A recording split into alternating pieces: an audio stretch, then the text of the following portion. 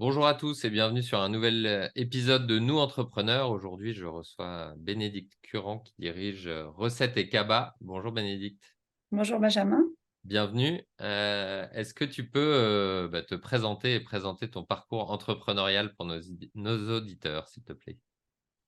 Je suis Bénédicte Curand, je suis la fondatrice et dirigeante de la société Recettes et Cabas, que j'ai créée fin 2011, après un parcours dans le domaine du conseil en développement, dans le secteur du B2B. Alors conseil, enfin plus études de marché et conseil, bon, c'est un métier voilà, que j'ai fait pendant une quinzaine d'années.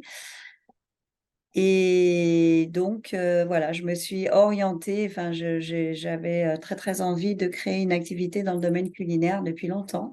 Et j'ai saisi cette opportunité de ce concept dont j'ai eu écho à ce moment-là, en 2010, qui existait en Suède. Ok. Et que j'ai trouvé vraiment génial, hyper, voilà, ingénieux, qui en tout cas à moi me correspondait en tout point parce que j'étais une maman, active, très, très occupée comme, beaucoup de mamans qui travaillent, avec beaucoup de déplacements, 3 enfants en bas âge. Et donc voilà, ce concept de panier à cuisiner, j'ai trouvé ça super et bah, j'ai travaillé d'arrache-pied, pendant 1 an à temps complet pour monter le projet et le lancer en France, puisqu'il Ok, donc n'existait pas à ce moment-là. avant que tu nous dises ce que propose Recettes et Mmh. Cabas, à qui, etc., je veux juste revenir sur cette bascule. Donc, tu étais dans le conseil, peut-être une situation confortable, en même temps 3 enfants, et donc là, tu décides de lancer une entreprise. Qu'est-ce que, qu'est-ce qui s'est passé? Quel a été le déclic et qu'est-ce qui t'a donné envie, en plus de voir cette idée qui venait de Suède, mais des idées, on Ouais. en voit tous les jours, c'est pas pour ça qu'on passe à l'acte. Alors j'aimais beaucoup mon métier, hein, pendant de nombreuses années. Voilà, j'ai occupé pas mal, de postes différents. J'étais au comité de direction, donc il y avait un vrai intérêt, dans mon travail et j'avais, vraiment des missions intéressantes et bon, mais j'avais toujours cette idée, au fond de la tête, de créer, ma propre entreprise. C'est revenu plusieurs fois et c'est devenu, vraiment, très, très présent. Heu, à la naissance de mon troisième enfant, bon, j'avais l'âge, aussi, une quarantaine d'années, c'était le moment. J'avais suffisamment d'énergie, pour le faire, de motivation et voilà, ça a été ça le déclic, hein. Quand je suis revenue de mon congé maternité, j'avais plus la même, la même passion, c'est peut-être un grand mot, mais la même motivation, la même, envie de continuer dans cette activité-là et le besoin de changer était beaucoup plus, important, quoi. Donc là, je suis rentrée en recherche active d'une idée Ok. et voilà, l'idée s'est présentée, D'accord, donc comme ça s'est fait ça. comme ça. Tu avais envie d'entreprendre, de lancer quelque chose, tu as Ouais, cherché une idée mmh, et ouais, c'est c'est ça. comme ça que c'est arrivé. Et Au donc, départ, mon idée, c'était ma toute première idée, c'était de créer un restaurant, plutôt à destination, d'une clientèle féminine, dans une zone d'activité. Voilà, ça c'était mon idée de base et proposer alors maintenant ça se fait beaucoup, hein, mais il y a combien? Il y a 15 ans, c'était moins courant, proposer des repas équilibrés, pour le midi, voilà. Et puis j'ai monté le projet, j'ai bon ça ne s'est pas fait, je me suis pas lancée pour plein de raisons et finalement, je suis bien contente que ça soit passé comme ça. ok, super. Et alors, qu'est-ce que Recettes et Cabas propose et à qui aujourd'hui? Alors, donc Recette et Cabas, c'est un concept enfin, un service de panier à cuisiner, pour les particuliers, donc qui est en vente sur notre site de e-commerce.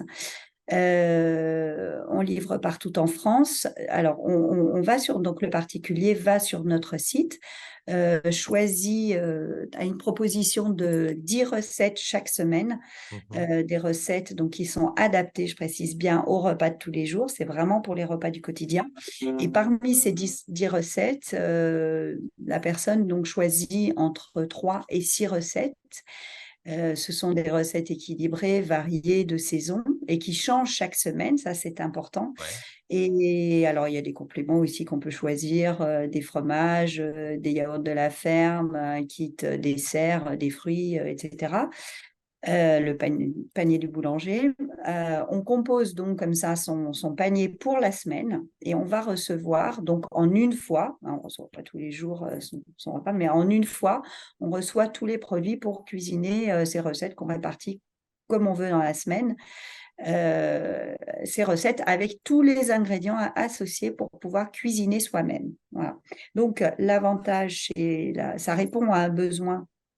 Euh, c'est une décharge mentale hein, par rapport au service que ça apporte parce que les personnes qui travaillent, alors on n'a pas que des actifs, hein, mais principalement, on a cette question récurrente, que ce soit les hommes, les femmes, c'est surtout féminin, hein, mais les hommes s'en occupent aussi de plus en plus.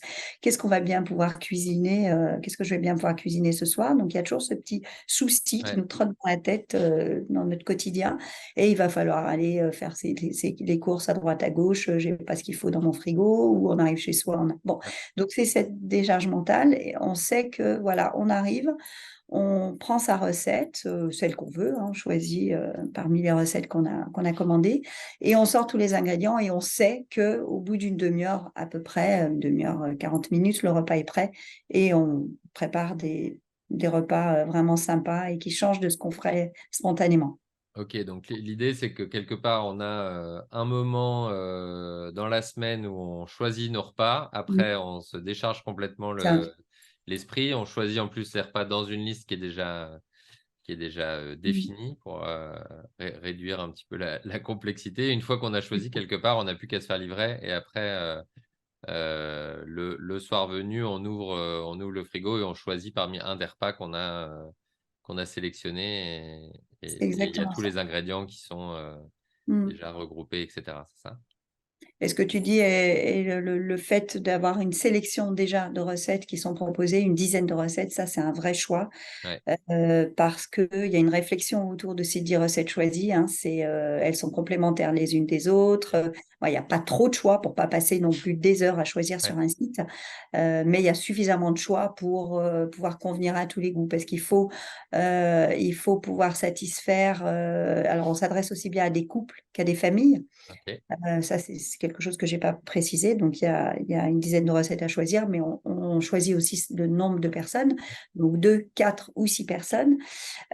Donc, il faut que les recettes conviennent aux hommes qui ont plutôt gros appétit et qui aiment plutôt les plats à base de viande, aux femmes qui, elles, au contraire, vont peut-être un peu plus faire attention à leur ligne à manger équilibrée, et aux enfants, suivant leur âge, qui peuvent avoir des goûts assez compliqués. Ça, c'est une vraie complexité pour Ouais. nous. Certains légumes qu'ils ne vont pas manger, ou voilà. Donc, il y a toute une réflexion qui est faite. Si on met un légume un peu compliqué, on va essayer de le cuisiner d'une façon, voilà, soit en tarte, soit en gratin, soit pour qu'il soit apprécié par les enfants, quoi. Donc ça, Ok, c'est un critère très important. super. Bah, effectivement, moi, en accompagnant les chefs d'entreprise, souvent, on se dit, ah, il faut se concentrer sur l'important par rapport à Mhm. l'urgent, etc. Mais Ouais, n'empêche que quand on doit penser au repas du soir, ça trotte dans la tête et on a beau devoir travailler sur le business plan à 3 ans. Si on a ça qui nous trotte c'est dans la tête, la récupéré. charge mentale, elle est bel et bien là. Donc, je vois bien Exactement.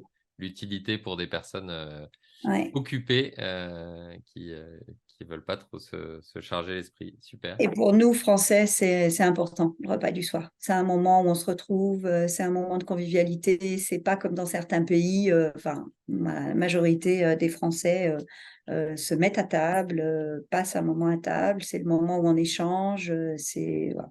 Donc, c'est important. Ok.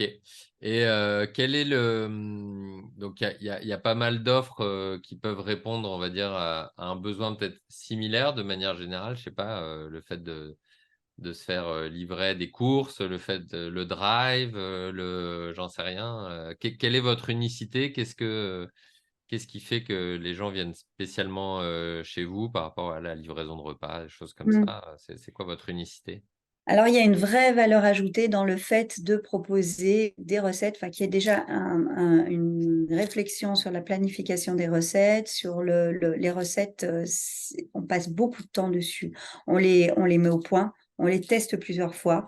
Voilà, on fait des ajustements pour que ben, elles répondent. On a un cahier des charges bien précis, hein. Il faut qu'elles soient faciles à réaliser, donc à portée de tout le monde, aussi bien quelqu'un qui n'a jamais cuisiné que ben, quelqu'un.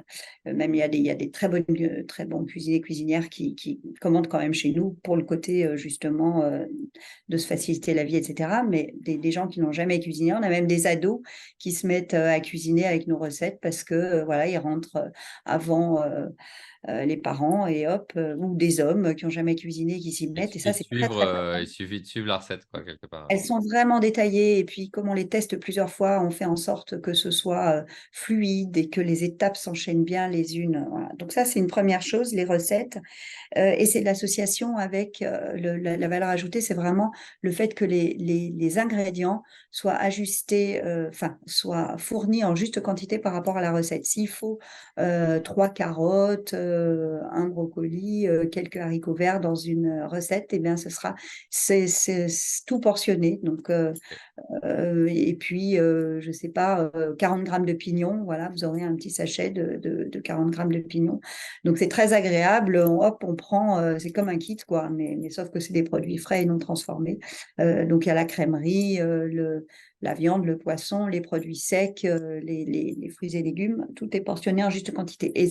Et ça, associé, c'est ça qui fait la valeur ajoutée. Bah, quand on fait ses courses, même si on fait un drive, on va déjà passer du temps à faire ses À courses choisir, ouais. sur Internet, hein. Même si on ne va pas pousser son chariot, on va passer du temps devant son ordi et puis on va acheter toujours les mêmes choses. Donc, on va faire toujours les mêmes choses. Bon. Et puis, il va encore falloir se déplacer pour aller chercher ses courses. Bon.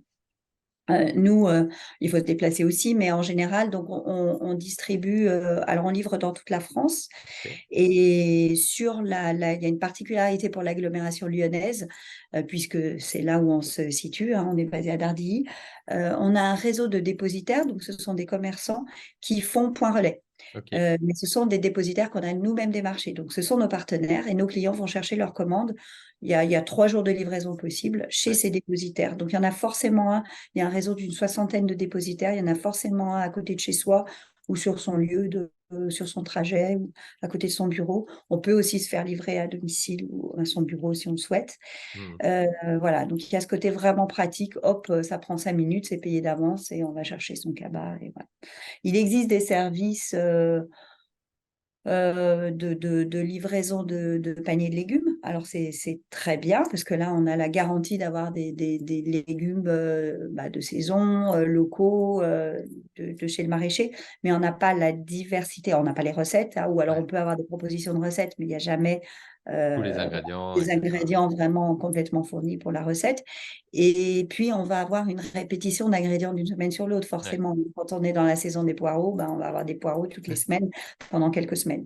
Chez Recettes et Cabas, avec notre formule, on a vraiment une grande, grande variété ben, des recettes sur la même semaine et d'une semaine sur l'autre. On va vraiment chercher à varier les produits tout en respectant les saisons. Ok.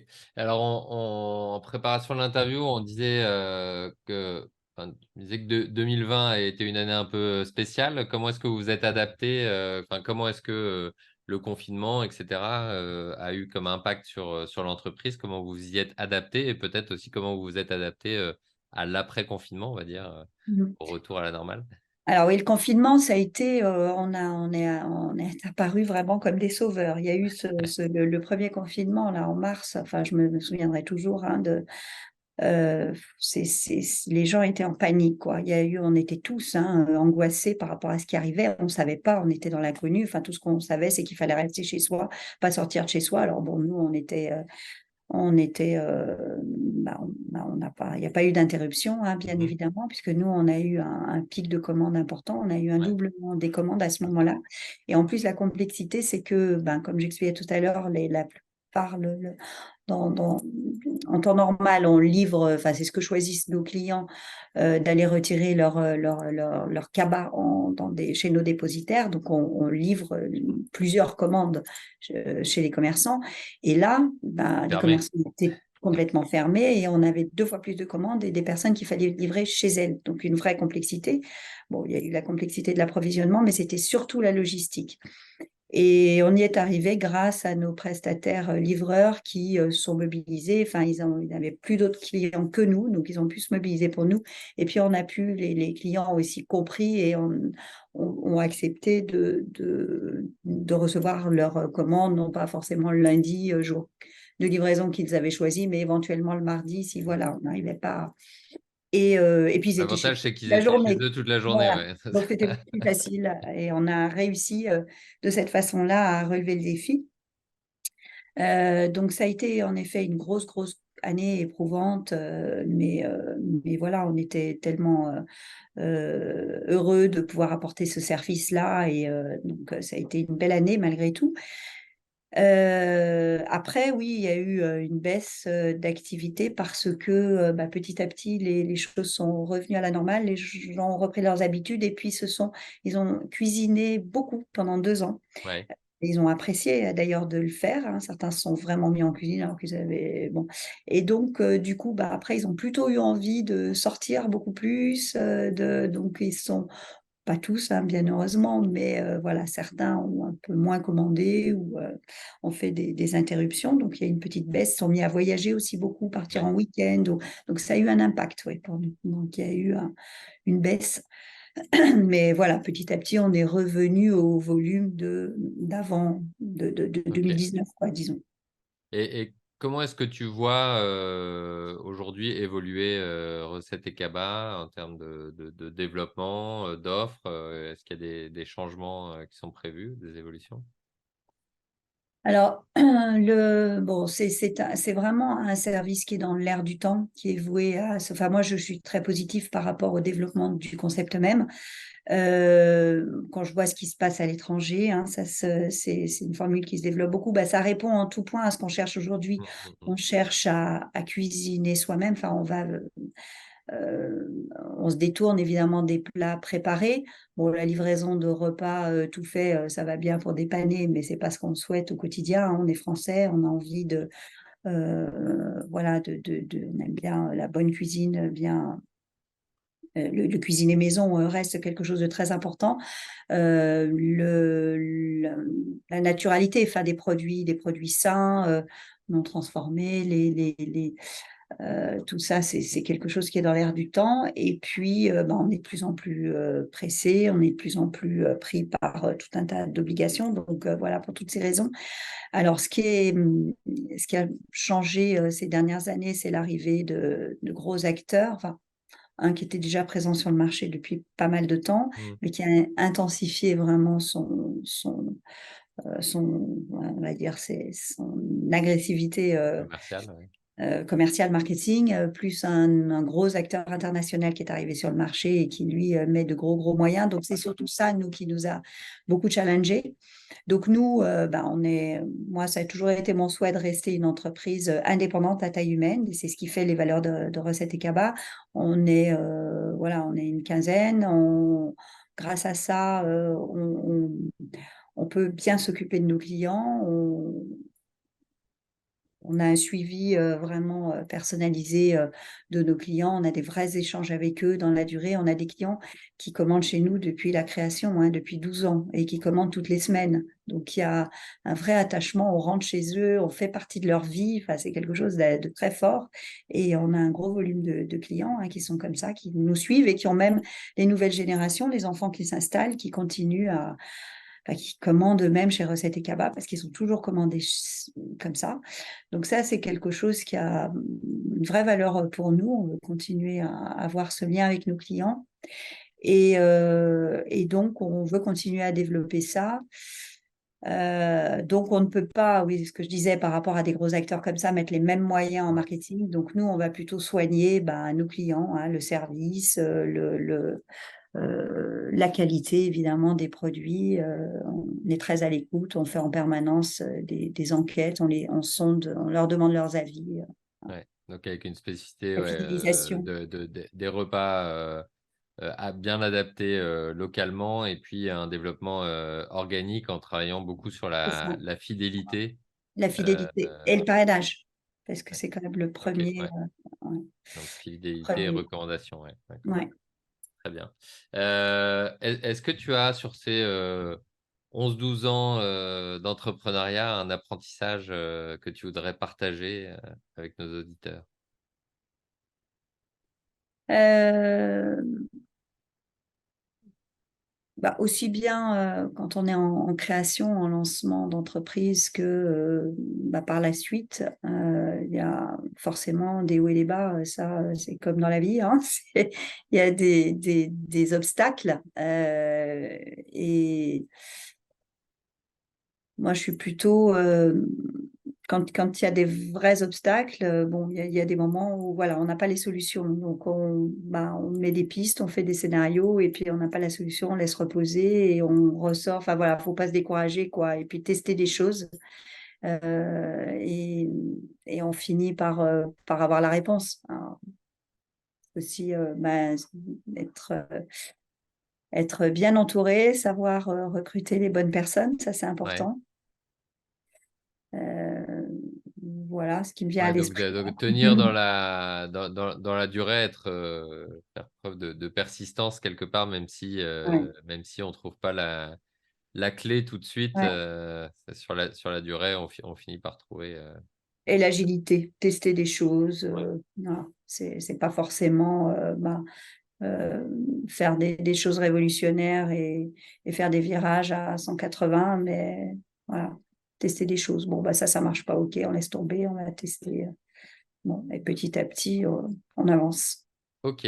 Donc, vous êtes une entreprise principalement B2C. Est-ce que tu as quand même un message pour les entrepreneurs qui nous écoutent, ou un appel à l'action?